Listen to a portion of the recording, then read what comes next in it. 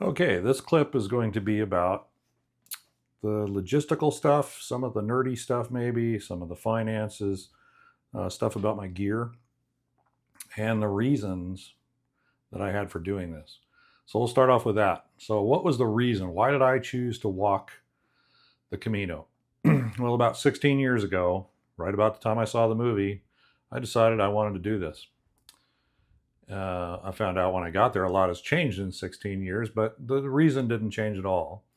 I really wanted to go out there. It was a time for self discovery, little introspection, things like that. And the reason it sparked up again this time was Tracy and I had a lunch with a friend of hers who had just walked a small portion of it on the Portuguese Trail.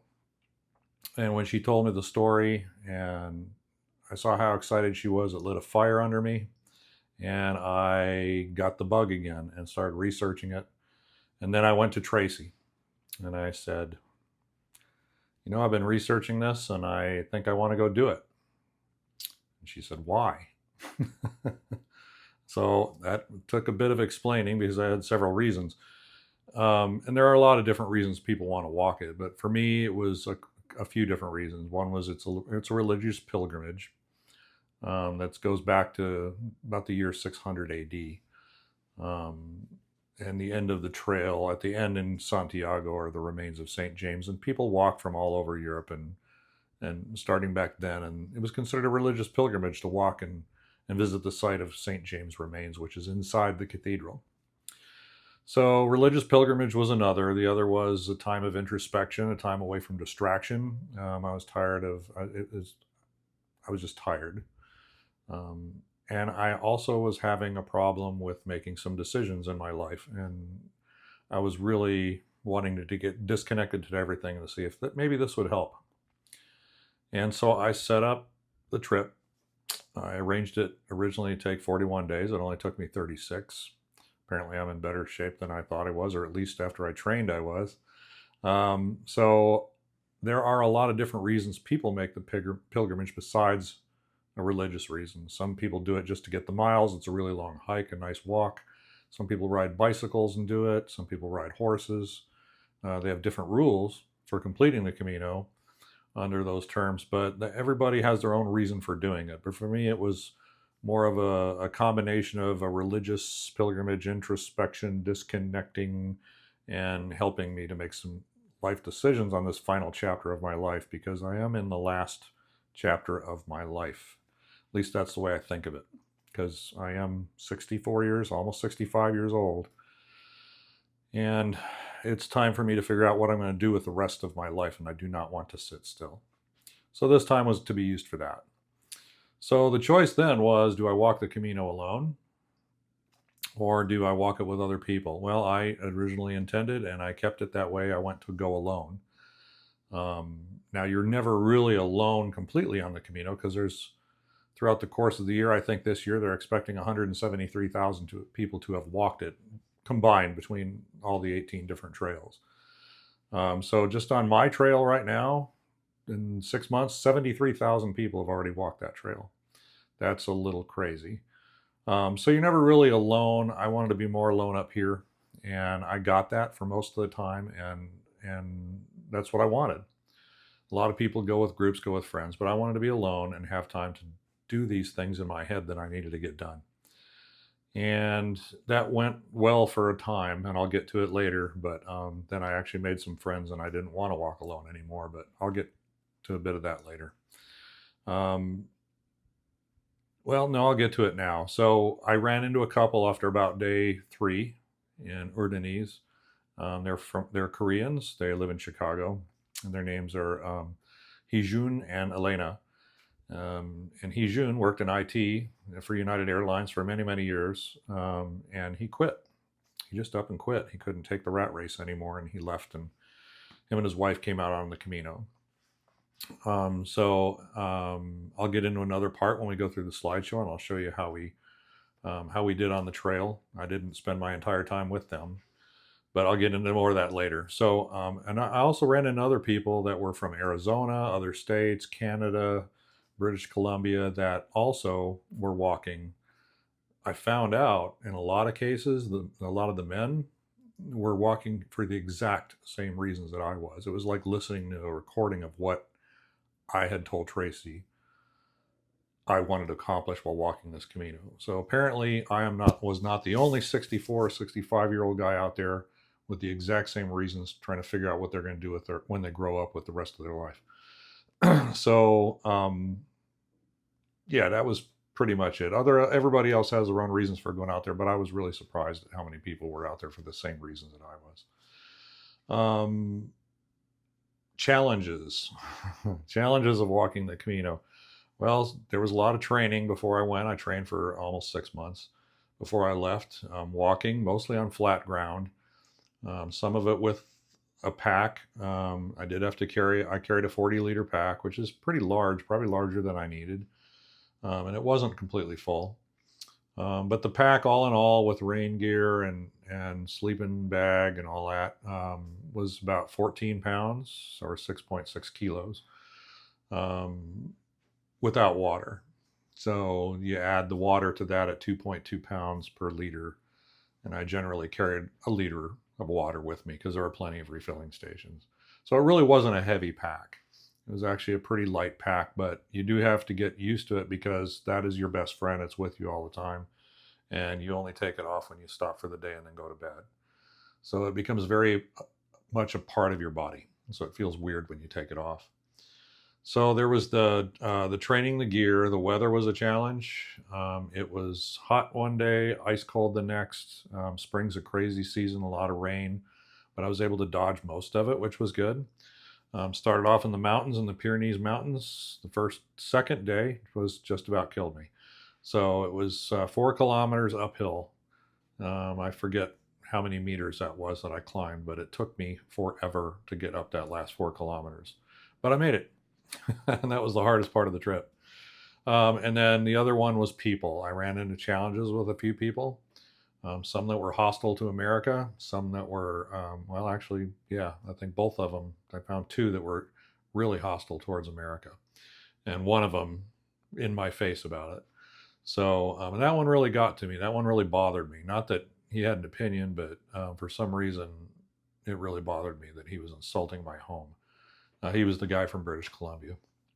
So I had to deal with that up here. I never ran into him again. I saw him all that day, but he wouldn't talk to me after that. And I didn't even say anything to him, hardly. Once he found out I was from Arizona and I was from the United States, that was it.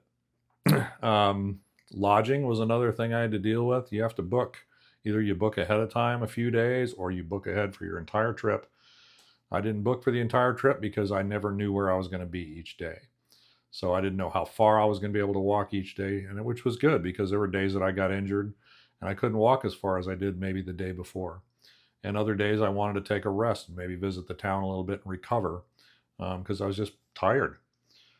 Some days, like I said earlier, I was burning 3,300 calories a day in some cases. I think the highest I burned one day was 3,700. That's a lot, especially during the first week because I was trying to get used to the food and where to find it. So you stay in dormitories, hostels. Most of the hostels were dormitory type settings. So you could have anywhere from 4 to 200 beds in a sleeping area. So I did that a few times. The problem with that was after a few of those, I wasn't getting any sleep. I sleep extremely light. I can hear a mosquito 100 yards away. So I had snorers all around me and I couldn't sleep. So I ended up staying in private rooms most of the time. That increased my cost, which we'll talk about in a minute, quite a bit. It almost doubled the cost of my trip. So you're going from sleeping in a dormitory, which could cost you 15 to maybe 18 euros a night, and I was paying upwards of 35 to 80, depending on where I was staying. So that really increased a lot. There are albergues, which are similar. Most of them have smaller rooms, but not all of them were full. So sometimes the dormitory thing worked out, and other times it didn't. And sometimes that was the only thing available, and I had to stay there. But most of the time, and especially in the last 3.5 weeks, it was private rooms. Hotels, or what they call pensiones. It's basically like a VRBO, an Airbnb. You're renting an apartment somewhere, and I could get those for the same price as I could get a private room in an albergue, which was really nice. So I could get one place. I actually had a kitchen, so it was kind of neat. So the lodging was pretty. That's pretty much it for the cost and stuff. The food in the beginning, yeah, availability was a little bit of a struggle for me.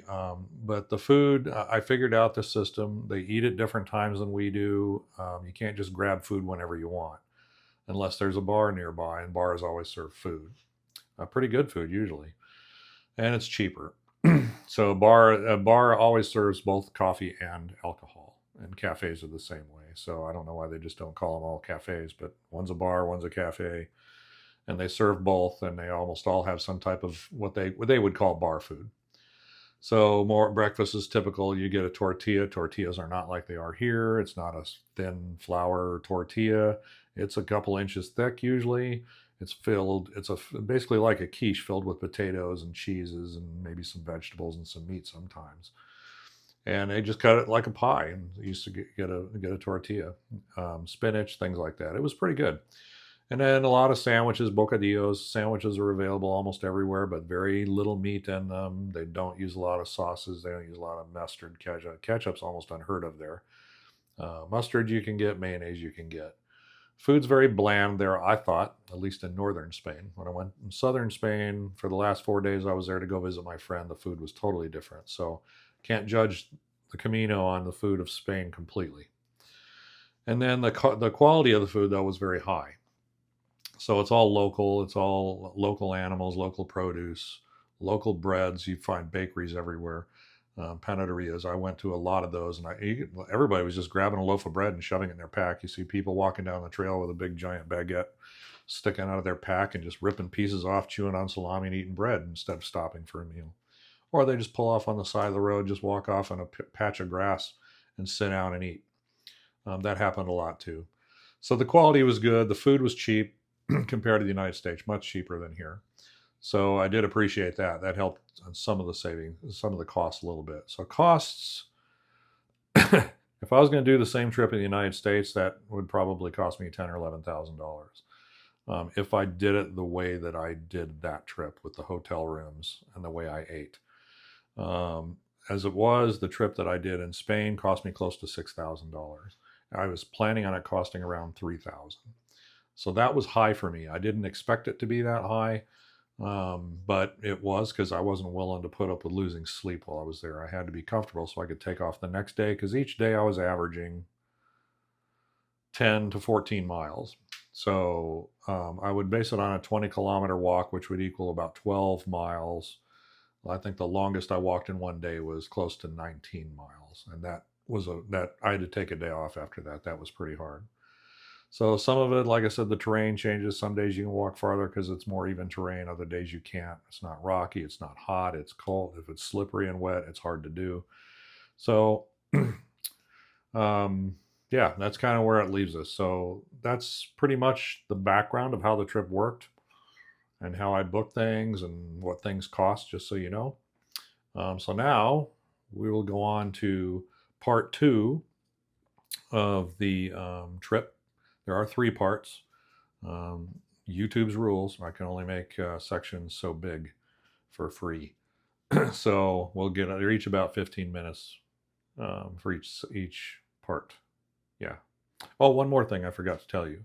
So the Camino is considered in 3. There's 31 stages, but there's another type of stage which is an unwritten rule, where they have 3 sections or stages. One is a religious section, which is the first 2 weeks of the trip, and then the middle section they would call the mental. It's supposed to be tougher. It's when you're going through the meseta, which we'll come up to. Meseta is a little plays with your mind a little bit, and then the last section is supposed to be the spiritual. And it did not work out that way for me. It did not go in that order. It's an unwritten thing. It's not the way it's supposed to happen, but it fell all over the place with me in the spiritual part. I got more of it in the beginning than I did in the end, and the mental part really it did slam me in the middle section all through the meseta. It wasn't horrible. It was just different, and I wasn't used to it. So would I do it again? No. I did it. It was fun. I enjoyed it. It was hard, but it was a good hard. I really enjoyed the challenge.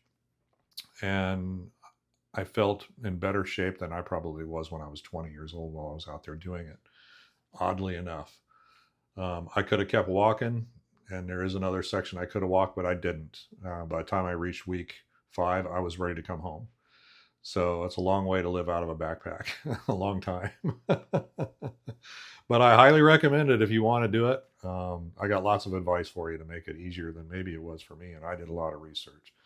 So anyway, we'll get on to part 2. Just wanted to bring you up to date on some of that stuff so you understand it a little bit better. And yeah, on with the show.